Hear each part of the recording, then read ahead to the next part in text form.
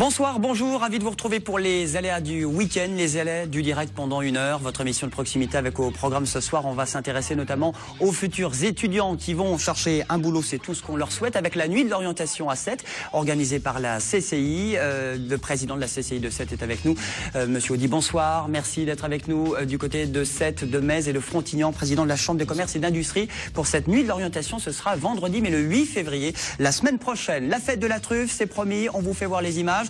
On aura le responsable trufficulteur du syndicat, on dit ça comme ça, du Gard. Ce sera le rendez-vous avec le Diamant Noir. Ce sera vendredi et samedi, c'est tout ce week-end et c'est à Nîmes. Les chroniqueurs sont nombreux. On a beaucoup de mal sur le plateau. On aura émis dans un instant beaucoup de mecs, en commençant par la magie avec Pierre. Bonsoir Pierre. Bonsoir Julien. Les cartes ce soir dans votre chronique. Ce soir des cartes et il va falloir avoir une belle attention parce que ça risque de bouger pas mal. Début à la volonté avec Norbert, ça va Norbert? Oui, ça va très bien. De belles bandes dessinées, Guy Delisle, un Montpellierin qui s'est installé récemment, avec le guide du mauvais père, et également le couple Smolderen et Cléris, avec le souvenir de l'Empire de l'Atome. Deux très belles bandes dessinées que je vous présenterai dans quelques instants. Avec la chronique livre, évidemment. Maxime, comment ça va? Ça va très bien. Tu voulais me souhaiter bonne année, c'est trop tard, on est le premier, c'est foutu. J'ai souhaité un peu en retard, mais désolé, oui.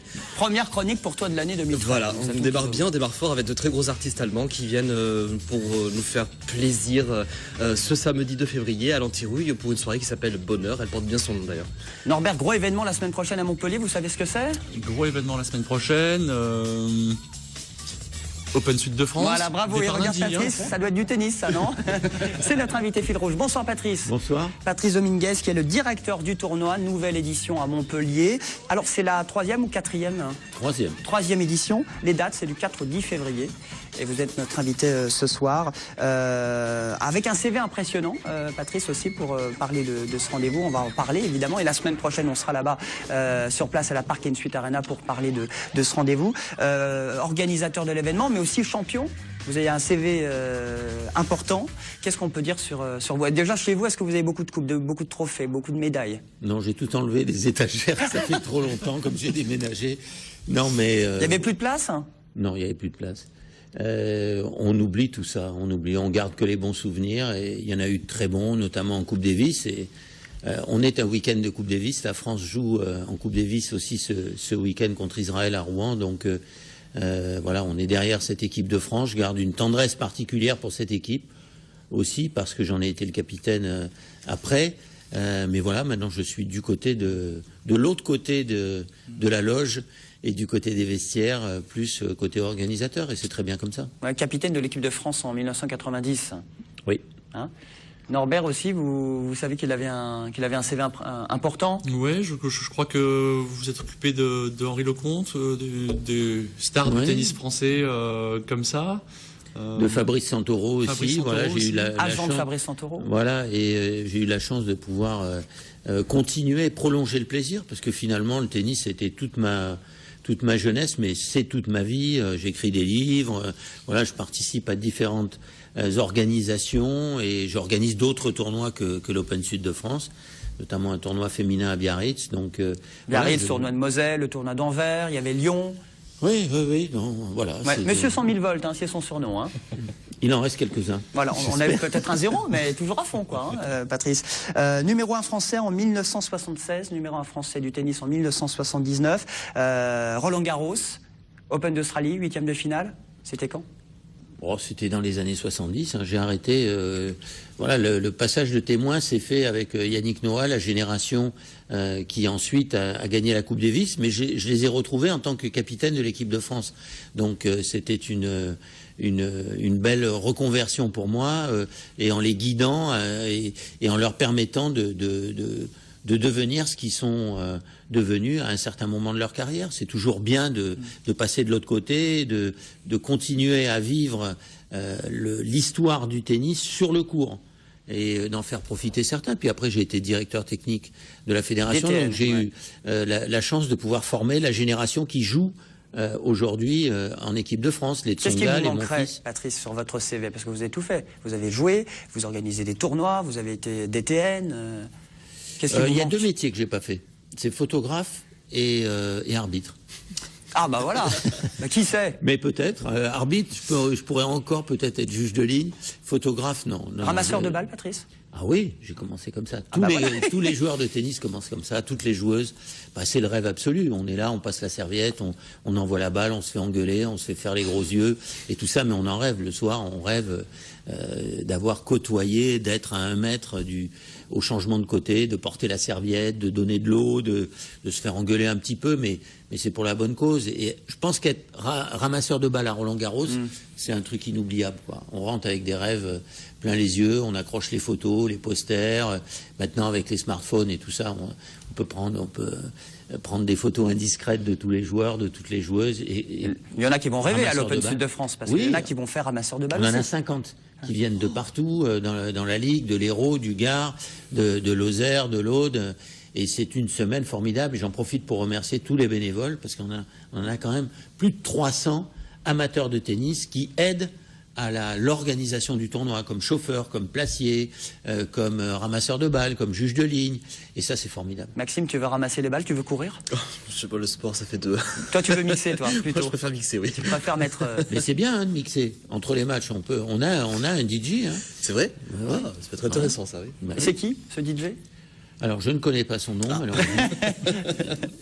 Mais on a des animations. On a un collectif de théâtre également qui va faire des petits sketchs sur le court, entre les matchs, dans les allées de l'aréna. On a un radar, cette année, par exemple, pour contrôler la vitesse du service. Donc, tous les spectateurs qui viendront à la Park & Suite Arena pourront tester la vitesse de leur service. Et là, il n'y a pas de vitesse limitée. Hein. Pas d'amende. On essaie de servir le plus Pas fort de possible, recul, mais ça m'étonnerait qu'ils s'approchent quand même des meilleurs serveurs du tournoi, là, comme Berdych, dans du titre ou mon fils, qui servent à plus de 220, 225. Quand même, rien que ça. Oui. C'est quoi votre job durant ces... Alors là, c'est beaucoup d'organisation en amont, mais pendant le tournoi, directeur, c'est quoi le directeur du tournoi? Qu'est-ce que vous allez faire là J'ai pendant une fini, semaine? moi. C'est fini, c'est ma fait. dernière interview. Ça commence demain matin à 11h. Non, mais en fait, c'est un catalyseur d'énergie différente. C'est une population, un tournoi de tennis. Il y a les arbitres, il y a les officiels, il y a les ramasseurs de balles, il y a les juges de ligne, il y a ceux qui s'occupent de la réception des invités, des sponsors. Donc il y a différents métiers et il s'agit dans la journée de passer d'un métier à l'autre pour faire en sorte que la mayonnaise prenne, que les spectateurs soient contents, qu'on n'ait pas d'incident et que finalement ce soit la fête du tennis pendant une semaine.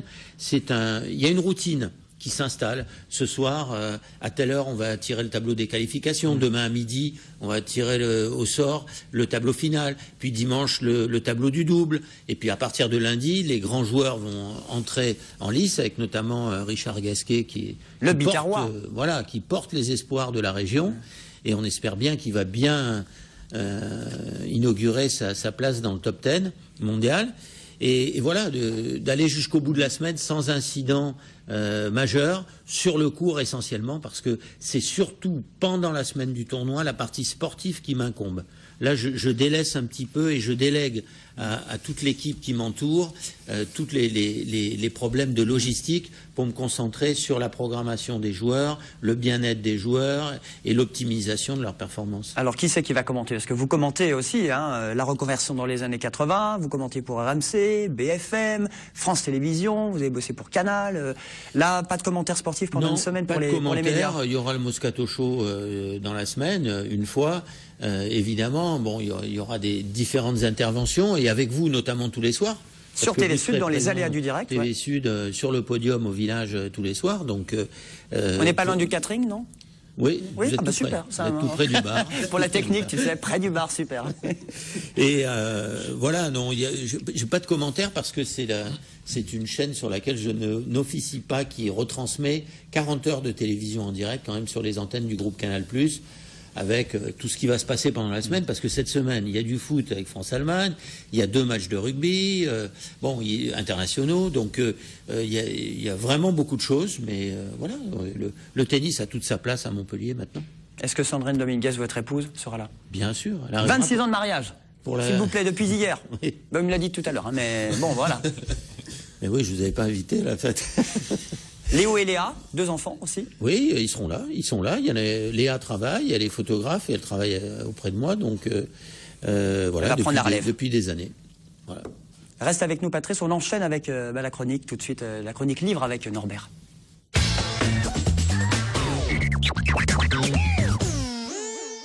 Alors 2 BD, première bande dessinée, c'est un Montpellierin d'adoption, il s'appelle Guy Delisle. Guy Delisle d'adoption, effectivement. Donc Guy Delisle, après nous avoir fait donc voyager donc dans différents pays dans le monde entier, la Chine, la Corée, la Birmanie, Israël avec Jérusalem. Guy Delisle pose enfin ses valises à Montpellier et donc il nous emmène avec lui où? Dans son quotidien. Et dans quel quotidien? Son quotidien de père, avec une bande dessinée qui s'appelle Le Guide du Mauvais Père. C'est assez original, puisqu'en général, ce genre de guide, on a plutôt le guide du bon père, du père merveilleux, etc. Là, on est sur le contre-pied. Donc Guy Delisle, en fait, sous forme de scénette, en fait, se propose de nous charmer, de nous faire rire, en fait, en nous montrant un peu son quotidien avec ses enfants.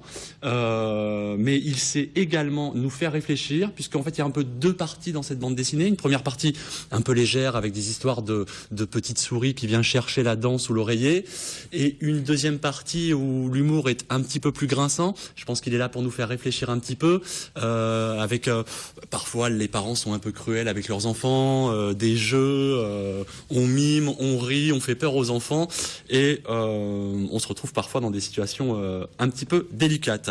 Donc Guy Delisle a une grosse maîtrise de sa technique graphique, donc c'est très simplifié, il va vraiment à l'essentiel. Il est là vraiment dans une expressivité qui vient souligner son propos, le rire, l'éducation, les enfants. Donc c'est vraiment une bande dessinée qui est très drôle, très rafraîchissante. Également, un peu plus pour les adultes. Un petit peu plus pour les adultes, parce qu'on s'éloigne un peu justement des images un peu d'Épinal, des parents merveilleux et des enfants formidables. Donc là, on revient sur une réalité. Parfois, on se pose quand même la question si Guy Delisle ne pousse pas un peu le bouchon un petit peu loin dans ses jeux avec ses enfants. En tout cas, une bien belle bande dessinée. Donc Le Guide du Mauvais Père, donc édité par Guy Delcourt, au prix de 9,95 €. C'est une belle idée cadeau si on a envie de rire simplement, de se changer les idées. C'est une très belle idée avec Guy Delisle, donc Montpellierin, qui j'espère viendra peut-être un jour sur le plateau ou en dédicace à la lance librairie l'invitation. Sorams. Exactement. Donc chez Sorams Odyssée, comme chez Sorams, Guy Delisle, si vous nous regardez, vous êtes invités. Et lance l'appel. Mon Guy, viens sur le plateau. Exactement, je lance un bel appel. Une autre bande dessinée, Norbert, plus science-fiction. Alors plus science-fiction, alors très différent effectivement de la bande dessinée de Guy Delisle, Souvenir de l'Empire de l'Atome, avec donc Smolderen au scénario et Alexandre Cléris à l'illustration, très belle illustration. Parce qu'il faut en faire des illustrations version science-fiction. Ah oui. Et puis là, il y a un petit côté un peu vintage. Vraiment là, les gens qui aiment un petit peu la science-fiction, comme on l'a projeté dans les années 50, 60, avec des véhicules un petit peu farfelus, une architecture originale. Donc là, en fait, nos 2 auteurs se proposent de nous raconter l'histoire de Paul.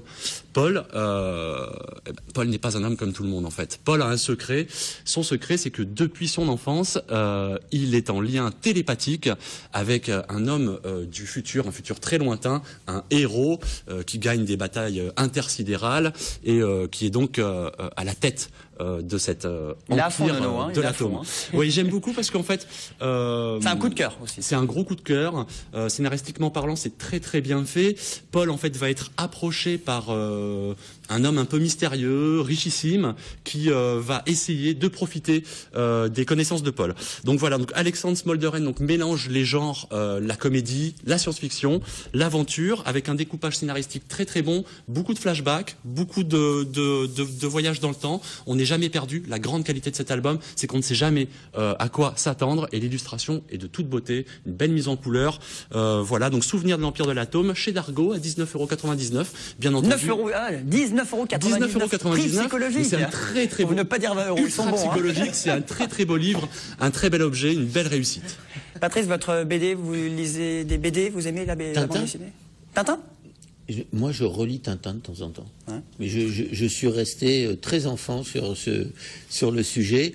Non, j'ai lu Eric Bilal, des BD comme celle-ci. Celle-là, je ne les connaissais pas, mais vous m'avez donné envie en tout cas. C'est toute nouveauté. Si j'ai un petit moment dans la semaine. Un petit moment quand même. Ouais. Peut-être après le tournoi. Après, il y a des BD sur les tennismen, il y a pas mal de choses quand même sur le tennis. Il y a eu Michel Vaillant. Sur l'automobile. Sur l'automobile. Ça reste mythique, Jean Graton et tout ça, c'était vraiment formidable. Et ça reste d'actualité. Je suis étonné de voir encore les ventes des livres. Non, je m'intéresse beaucoup aux livres sur le sport, mais moins à la BD, je dois l'avouer. Bon, la BD, c'est toujours plaisant aussi pour faire rire. Et là, ils vont nous faire rire. Je passe du coq à l'âne, mais on va au Zénith à Montpellier avec la tournée du trio. 3 humoristes sur la scène du Zénith de Montpellier. Ce sera samedi soir 20h30. Baptiste Le Caplin, Jérémy Ferrari, Arnaud de Samer, notamment révélé dans l'émission On ne demande qu'en rire sur France 2. Écoutez, justement, Jérémy Ferrari qu'on a joint au téléphone qui nous parle de ce spectacle prévu ce samedi à Montpellier. On a chacun nos univers respectifs. Mais tout ça, ça lit extrêmement bien parce que c'est tellement différent que ça ne se chevauche pas. Et finalement, ça s'est marié assez naturellement. Ça faisait 10 ans que je faisais ce métier, que c'était quand même assez compliqué pour moi. Donc, en tout cas, ça m'a donné un vrai coup de projecteur. Je pense que ça faisait longtemps que les Français aussi attendaient d'avoir un humoriste qui fasse de l'humour un petit peu dérangeant, quelqu'un qui coupe un petit peu les règles. Sans parler pour une pote politique ou sans être trop politique. Avoir vraiment un mec qui bouscule un peu, qui dérange, qui fait de l'humour noir, mais en parlant directement aux gens.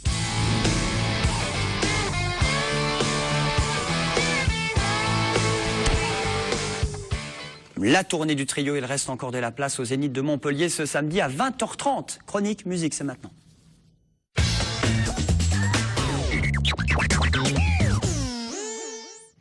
On parlait avec Patrice Dominguez des DJ qui vont mixer, qui vont mettre l'ambiance entre les tournois pour mettre aussi le feu à l'Arena, à la Park & Suite. Il y a des DJ aussi dans la région, pas forcément à la Park & Suite, mais qui vont mixer dans le coin. Je pense pas que ce soit le même registre, le même style, mais je pense pas que ce soit d'aussi grosses têtes d'affiche qu'on reçoit dans la région, parce que là on a la chance de recevoir 3 gros artistes, 2 gros artistes, parce qu'on va parler d'abord d'un solo et ensuite d'un duo. On commence par le solo, Siopis. Donc c'est un DJ grec, il s'appelle Janis Siopis. Voilà, d'origine grecque, qui vit en Allemagne. Il était connu sous le surnom de Silver Surfer sur un très gros label qui s'appelait Crosstown Rebel, qui s'appelle toujours Crosstown Rebel d'ailleurs. Et là, du coup, il est parti sur le label Get Physical. Je vais vous parler après de ce label. Pourquoi j'en parle? Parce que c'est en rapport avec la grosse soirée dans laquelle ces artistes vont se produire. Donc sous le nom de Siopis. Donc c'est un style assez house, c'est un bon son groovy. D'ailleurs, on écoute un extrait qui s'appelle I Tried to Fight.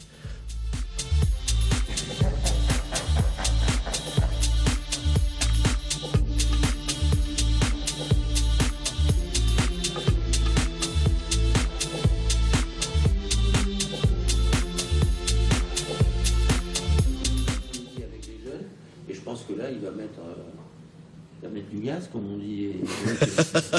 Il faudra que je vienne jeter un œil alors. Il faudra que je vienne jeter un coup d'œil. Lui aussi va mettre de l'ambiance, c'est un duo? C'est un duo. C'est un gros duo qui s'appelle Mandy, qui est composé en fait, c'est un duo qui s'est formé en 1995, donc qui a été formé par Patrick Bonnemer et Philippe Young. Donc on va retrouver uniquement un des deux, malheureusement, il est tout aussi excellent, séparé ou ensemble, c'est un duo. Il y en a un qui a la gastro, quoi. Voilà, c'est clair.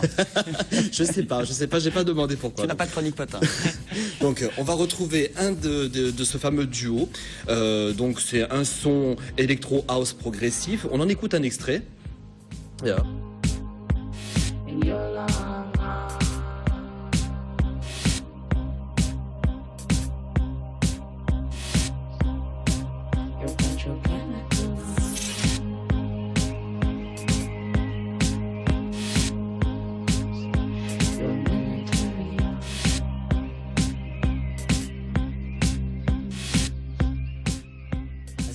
D'accord. Donc on va parler donc du duo Mandy. On prend partir de là. Le duo, ouais. Le duo Mandy. Donc sur le duo, c'est composé de 2 personnages le duo a été fondé en 1995 en Allemagne, composé par Patrick Bonnemer et Philippe Young. On en écoute un extrait extrêmement connu.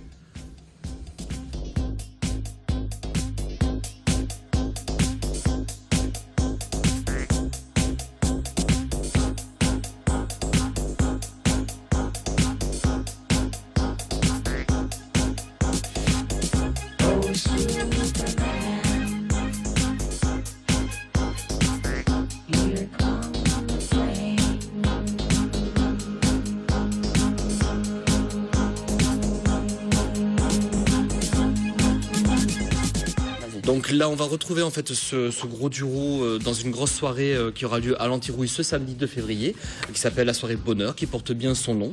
parce que c'est une soirée, c'est que du bonheur. On retrouve ces 3 artistes, Siopis en première partie et évidemment Mandy en deuxième partie. Il y a un before au zoo en centre-ville et il y aura une after privée.